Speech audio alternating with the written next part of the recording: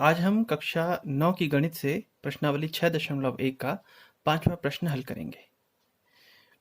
प्रश्न में लिखा है कि कोण ROS, जो कि चित्र में ये रहा ROS, कोण QOS और कोण POS के अंतर का आधा है। यानी अगर हम QOS कोण में से POS कोण को घटाएं और उसका आधा कर दें तो हमें कोण ROS प्राप्त होगा। इसी बात को हम दूसरे शब्दों में ऐसा भी कह सकते हैं कि ROS का जो दुगना होगा, अगर इस दो को इस तरफ भेजें, ROS कोण का दुगना, इसका ROS कोण का दुगना QOS और POS कोण के अंतरों के बराबर होगा। समझ में आई बात? तो इस प्रश्न को सबसे पहले हम एक गतिविधि से समझने की कोशिश करेंगे। यहाँ पर मैंने कागज़ के कुछ टुकड़े लिए हुए हैं जिसमें मैंने कोणों को काट लिया है। तो देखिए, हम जैसा सिद्ध करना चाहते हैं कि इन दो कोणों का हम अंतर ज्ञात करने वाले हैं। इनको घटाएंगे तो वो ROS कोण के दुगने के बराबर आना चाहिए। तो ये स्वतः सिद्ध हो जाएगा कि ROS इन दोनों कोणों के अंतर के आधे के बराबर होता है। तो यहाँ पर हमारे पास है ये कोण POS, ठीक है।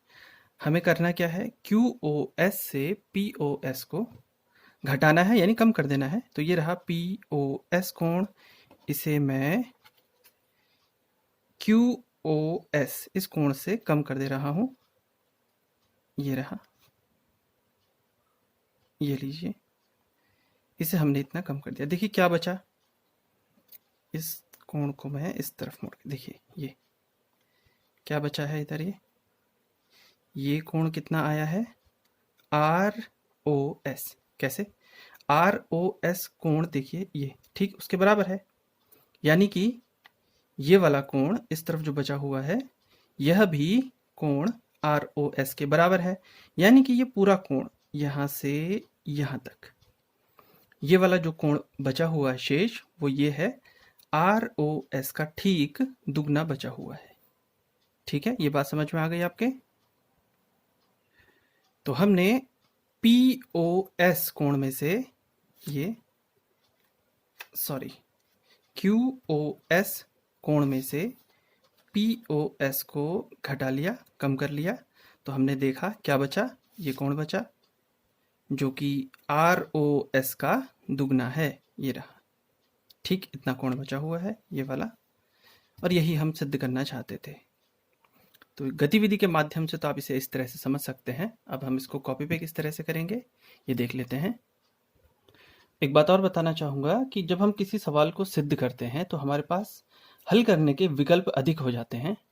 या तो हम ये बाएं पक्ष से दाएं पक्ष को सिद्ध कर लें, या दाएं से बाएं को कर लें, या कुछ पदों तक बाएं पक्ष को सरल करिए, फिर कुछ पदों तक दाएं पक्ष को सरल कीजिए और देखेंगे कि एक दूसरे के बराबर आ चुके हैं।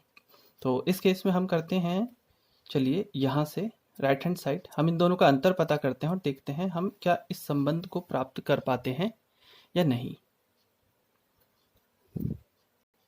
तो हम सबसे पहले QOS और POS कोण का अंतर देख लेते हैं। देखिए QOS जो कोण है वो दो कोणों से मिलकर बना हुआ है, QOR और ROS। तो इसको ऐसे लिख लेते हैं, कोण QOR धन कोण ROS, और साथ ही हमने उसके बाद लिखा हुआ है कोण POS, तो POS इसे भी लिख देंगे POS। अब देखिए कोण QOR जो कि एक समकोण है, तो निश्चित सी बात है अगर ये समकोण है तो जो बचा शेष कोण होगा वो भी समकोण ही होगा। यानी हम QOR को ROP बोल सकते हैं, क्योंकि यह भी 90 अंश कोण के बराबर है, तो ROP भी 90 अंश का कोण के बराबर ही होगा। तो इसलिए QOR के स्थान पर ROP, बाकी जैसा था वैसा ही लिख देंगे, ROS POS।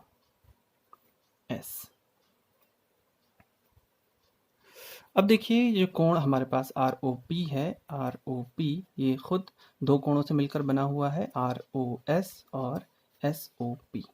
तो इसको ऐसे लिख देते हैं, ROS धन कोण POS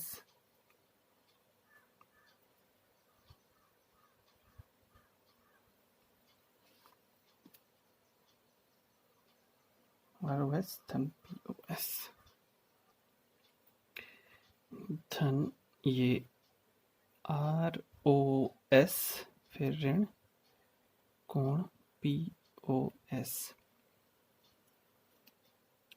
अब देखिए ये POS यहाँ धनात्मक है और ये POS ऋणात्मक, यानी POS कोण में से आप POS कोण को घटा देंगे, यानी कि शून्य हो जाएगा। अब ROS कोण में ये ROS कोण जोड़ लेते हैं तो दुगना हो जाएगा, 2 गुणा कोण ROS।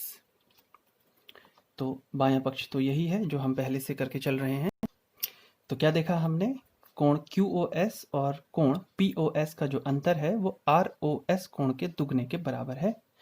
तो इससे ऐसा भी कहा जा सकता है कि कोण ROS जो होगा कोण QOS और कोण POS कोणों के अंतर के आधे के बराबर होगा, और यही हम सिद्ध करना चाहते हैं और ये सिद्ध हुआ।